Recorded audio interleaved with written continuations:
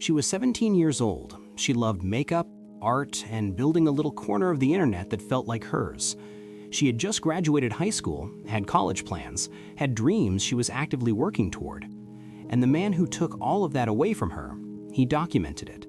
He photographed it, he posted it online, and then he called the police himself to confess. This is the case of Bianca Devins. Bianca was born on October 2, 2001 in Utica, New York.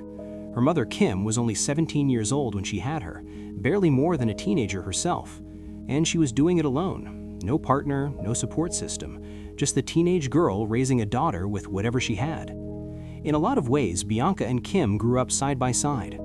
A couple of years later, Bianca's younger sister, Olivia, came along, and the three of them built a small, tight world together in Utica. They were close in the way that people become close when they only really have each other. And for a long time, that closeness was their entire foundation. But that foundation was being quietly shaken from very early on. Bianca's father, Mike, was emotionally abusive toward Kim. By 2010, Kim had filed multiple domestic incident reports with the Utica police, and the two separated. Bianca, even as a child, had positioned herself as her mother's protector, stepping in emotionally whenever Mike reappeared in their lives. In 2015, he left for good, which in many ways was the best thing that could have happened for all of them. But the damage had already settled into Bianca in ways that weren't immediately visible.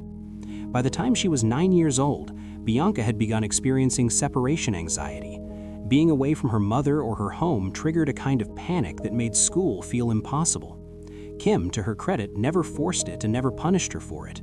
She found Bianca a therapist and tried to create space for her to work through it gently. But as Bianca moved into her teenage years, the mental health struggles deepened. By 13, she was experiencing depression. By 16, she had been formally diagnosed with multiple conditions: depression, anxiety, post-traumatic stress disorder, and borderline personality disorder. That is a heavy weight for any person to carry, let alone a teenager. But here's what made Bianca remarkable. She was self-aware enough, even at that age, to recognize that what she was feeling wasn't normal and that she needed help. She didn't hide from it, she sought treatment. And alongside that, she found something that gave her genuine joy and genuine connection: the internet. Bianca started building an online presence across Instagram, Tumblr, Discord, and Snapchat. She loved makeup. Specifically, she was drawn to dramatic, colorful, layered looks: pastels, pinks, bold liner, the kind of aesthetic that felt like wearing a piece of art on your face. This world has a name. You've probably heard it.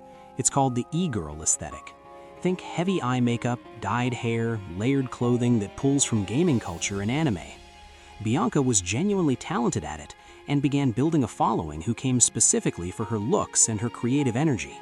But she wasn't just posting selfies. Bianca also used her platforms to talk openly about mental health, about anxiety, about depression, about the fact that she wasn't perfect and didn't pretend to be. For her followers, many of them teenagers going through their own struggles, that openness meant something real. By early 2019, things were genuinely looking up. Bianca had gone through an inpatient mental health program and come out the other side noticeably better.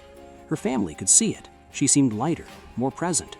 She graduated high school in June of that year and had enrolled at Mohawk Valley Community College to study psychology because she wanted to become a therapist. She wanted to use everything she had been through to help other people. She was 17 years old, and she had a plan for her life. Now, as Bianca's online presence grew, so did the attention that came with it, particularly from a specific type of person that has its own name in internet culture: an orbiter.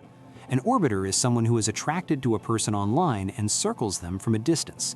They follow, they occasionally message, they exist in the edges of someone's social media world, but they never directly express their feelings or initiate anything real. They just hover, in the hope that proximity will eventually become something more. Bianca had several of these. She was patient with them, sometimes engaging out of politeness, never wanting to be dismissive of people who followed her work. In May of 2019, one of those orbiters became something more. His name was Brandon Clark. He was a rideshare driver. He was 21 years old, 4 years older than Bianca, though he told her and her family he was 19. They connected on Instagram and Discord, started talking regularly, and eventually began spending time in person. Kim met Brandon, Olivia met Brandon. Initially, neither of them saw anything alarming.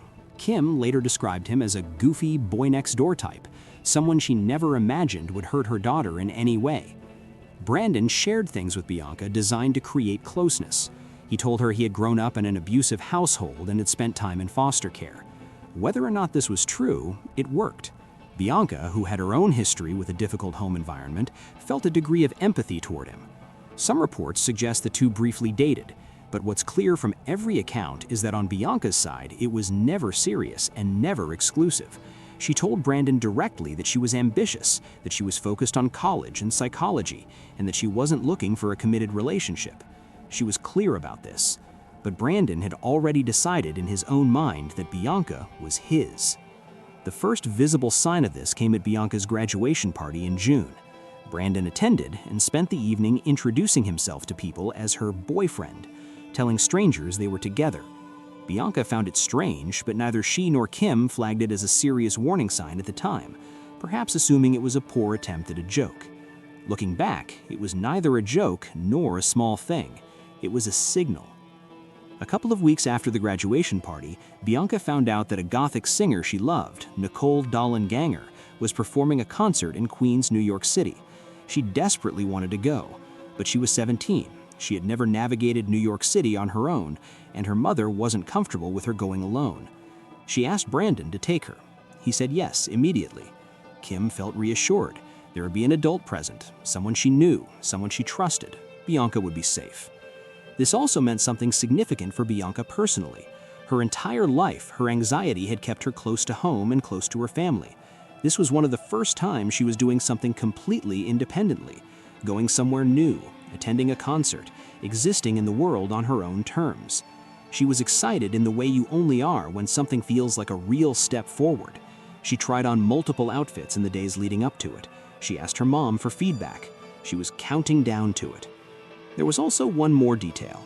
At the concert, Bianca was planning to meet up with a guy named Alex, someone she had been talking to on Discord. She was aware that Brandon was possessive, and the thought of him finding out she was meeting Alex made her anxious. She mentioned it to Alex before the day arrived. Saturday, July 13th, 2019. At 2:30 in the afternoon, Bianca left her house. Her mother hugged her and told her she loved her. That was the last time Kim would see her daughter alive. On the drive to New York City, Bianca sent her mother Snapchats, scenery, updates, little moments from the road. At around 7:30 in the evening, she sent one last update saying they were circling the venue looking for parking. After that, Kim didn't expect to hear much. Her daughter was at a concert. She deserved to just enjoy herself without checking in every hour. The concert happened, and at some point during the evening, Bianca and Alex kissed. They were both single. There was no relationship, no commitment, no agreement between Bianca and Brandon. Nothing about this was a betrayal by any reasonable definition. But Brandon saw it. Alex, who was present for the entire evening, later said he could feel the tension coming off Brandon from the moment the three of them were together. Brandon did not want Alex there, and when he witnessed the kiss, something in him shifted into something dangerous. On the drive home, Bianca texted Alex to tell her she was worried, that she thought Brandon had seen them. She texted another friend as well, saying Brandon was furious. And then, somewhere along the route back, she moved to the back seat and fell asleep. Brandon pulled the car over. He set up a camera on the dashboard, pointed towards the back seat. Then he got into the back with Bianca and woke her up. What happened was recorded. He confronted her about the kiss. She apologized, not because she owed him an apology, but because she could see how volatile he was. When he told her a sorry wasn't enough, she reminded him, calmly, that they were not in an exclusive relationship, that she didn't owe him an explanation. Then she asked him when he was going to drop her home. Brandon reached into the car and retrieved a knife he had hidden there in advance. He stabbed her repeatedly. She screamed. He kept going. Within moments, Bianca was gone. He had inflicted so many wounds, and the final one to her throat was so severe that investigators would later describe the scene as among the most disturbing they had ever encountered. While he was doing it, Brandon was shouting at her, "Why did you make me do this?" as if her death was something she had caused. What came next is the part of this case that spread across the entire internet within hours. Brandon did not run. He didn't panic. He moved with a kind of deliberate calm that tells you everything you need to know about how long he had been thinking about this. He set up a speaker. He played a song, a track by the artist Joji about unrequited love. He got out of the car and spray-painted words on the ground beside it. "May you never forget me." The line was taken from a dark Japanese graphic novel that he and Bianca had read together. He took photographs of her, multiple photographs. At 6:03 in the morning on July 14th, he posted one of those photographs to the Discord server where he and Bianca used to talk, a graphic, horrific image with the caption, "Sorry everyone, you'll have to find someone else to orbit," as if Bianca's entire life amounted to being something for men online to fixate on. He posted to Instagram as well. He sent images directly to Bianca's friends. He changed his Instagram bio to the date, July 14th. His own stories from before the act had included captions pulled from Fight Club and references to hell and reckoning. He was staging the aftermath like a performance. There was no urgency, no fear, no attempt to flee. He was moving through it like a checklist. Because it was a checklist. Investigators would later find a note on his phone written 2 days before the concert that laid out step by step exactly what he planned to do and what he wanted to happen afterward. The speaker setup, the song selection, all of it. His search history from days before July 13th included research on how to choke someone and how to puncture the carotid artery. The knife had been purchased and placed in the car under the pretense of camping. The camera had been set up intentionally. This was not a moment of rage.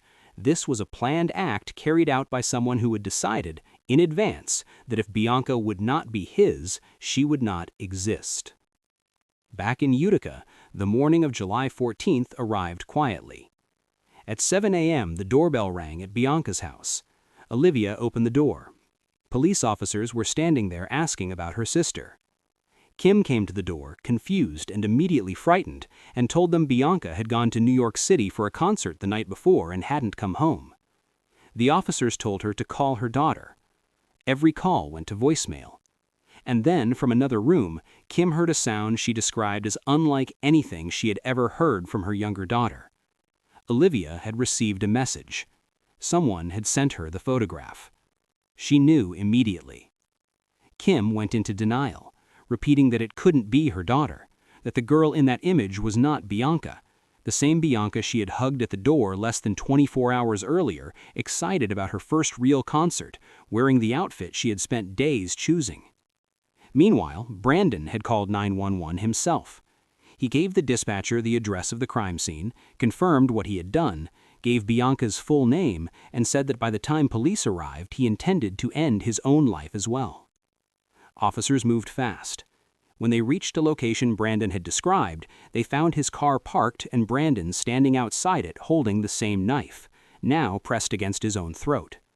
Officers drew their weapons and ordered him to drop it. He cut himself before they could close in, but backup arrived and he was disarmed, handcuffed, and rushed to hospital. Bianca's body was found nearby, partially covered. The location was 10 minutes from her house. 10 minutes. Kim has said in interviews that this fact has never left her, that her daughter was that close, that if she had known, she might have been able to do something. That proximity is one of the cruelest details in a case full of cruel details. By that evening, the images Brandon had posted were everywhere, across Discord, Instagram, Snapchat, and other platforms. Some people were sharing them out of morbid curiosity. Others were sharing them as entertainment. Accounts were created specifically to trade them. People were commenting on Bianca's death with memes. Some were blaming her, saying she had led Brandon on, that she had provoked him, that what happened was at least partly her fault. Let me be direct about this.